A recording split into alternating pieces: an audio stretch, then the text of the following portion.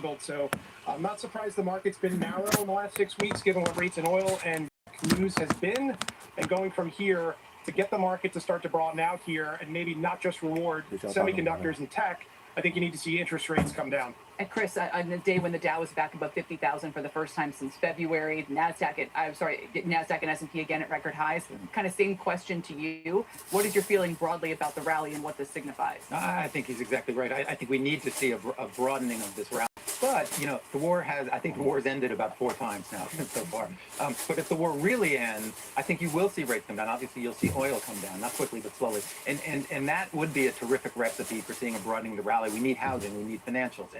But I think there's a good case to be made that we will see that. All right, come back and we'll talk some Microsoft next time. I know that was your... A lot going on. Yes, right. Exactly. Cerebras, just to bring our viewers up to speed, or those who are listening as well, 326. It was pinned at 385 after opening at 350. So we've come down a ways since the turn of the hour. Michael and Chris, thanks very much.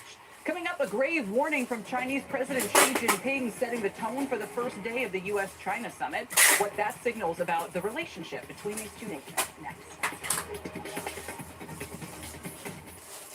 What made you confident that you could do something that hadn't been done before? I have no fear of failure. Trailblazing women changing the game. One of my favorite pieces of advice, think about what your boss's boss needs. Leadership can look in many, many different forms. It really does come down to just trusting yourself. Life is short, and you just gotta think big to accomplish big things. Julia Borston hosts CNBC Changemakers and Power Players. New episodes every Tuesday wherever you get your podcasts.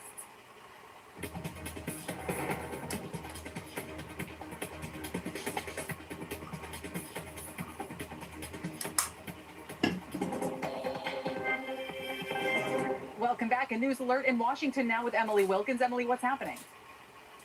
Hey, Kelly. Well, the crypto industry just notched a major win with the Senate Banking Committee going ahead and advancing a rules of the road crypto bill that has really been the industry's #1 priority. It's been what they've pushed for.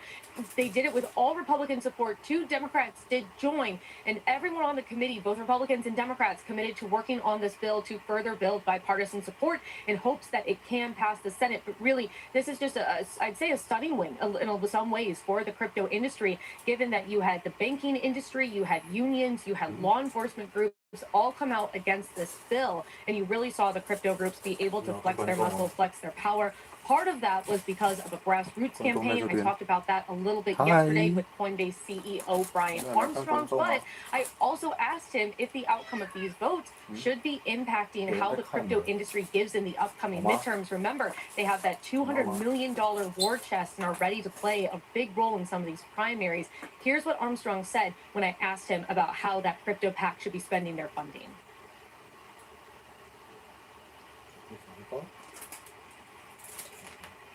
Going to do. And, this committee vote is important. I think even more important is the full Senate floor vote. We'll be, of course, keeping a close eye on if the Senate is able to get to the 60-vote threshold needed and when that vote might be scheduled. Even if it does, they will still need to figure out a path forward with the House. They passed a completely different version of the bill last year, and all that would need to happen within the next couple of months before attention really turns to the elections and legislative activity grinds to a halt around here. Kelly, it looks like the final compromise allows for rewards or incentives for kind of bona fide crypto activities, but bans passive interest that mimics bank deposits. So they were able to bring, I know Coinbase was originally against it because they weren't going to allow what they called yield. And it sounds like they're allowing some forms of it. Yes, basically what Coinbase and others basically agreed to was that if you are able to spend stablecoin, in that case you'll get rewards. But if you're just holding stablecoin the way that, say, you'd hold money in a bank deposit, that's not going to allow stablecoin holders to get those rewards. That's what banks said was going to be too close to interest, and they said it could potentially lead to millions or billions of dollars being taken out of bank accounts and then banks not having that capital to make loans. Now, banks said that there is still a loophole in the law that they are concerned about. There were some efforts today to offer amendments, but those are reviewed. That might be one of the things that's going to have to get tweaked a little bit if this bill wants to get enough Democratic support to actually continue to advance and pass the Senate. Great point. Emily, for now, banks with Coinbase shares up 7%. Meantime, if you're looking for any indication on how strong the AI trade has been, look no further than Cisco, CSCO, on pace for its best day in 24 years. On strong earnings and guidance with AI at the heart of it. It's up 12% right now. Evercore's Amit Daryanani joins us now. I mean, you covered the stock, you raised your price target today, and you think this is a breakout moment. Why? Yeah, I feel like it's kicked back to the 90s with the networking boom back again right now. Listen, I think there's two things happening at Cisco and probably at a broader ecosystem level right now. One is you've seen the AI infrastructure tailwind, right? So as the hyperscalers are adding more capacity, Cisco is benefiting by selling them silicon solutions, their optical solutions, and so on. That's a nice business. Is going from 5 billion to 9 billion. The bigger excitement I would argue, Kelly, with them is going to be as enterprises start to future-proof their campus, their networking solutions to become more AI ready. You could see a very long tail of demand tailwinds of upgrade cycle at Cisco, which could really drive multiple years of double-digit, low teens kind of top-line growth for this company. It's really more on the enterprises getting AI ready. I think it's a big story for them as they go forward, versus anything else. And I'm just going to restate this again because network and infrastructure. So what you're saying is they are going to benefit from companies looking to future-proof their campuses to be AI ready. Yeah, this means two things. One is you want to deploy AI, you want to deploy agentic workflows in your corporate environment. You need to upgrade your network. Your network can't support it.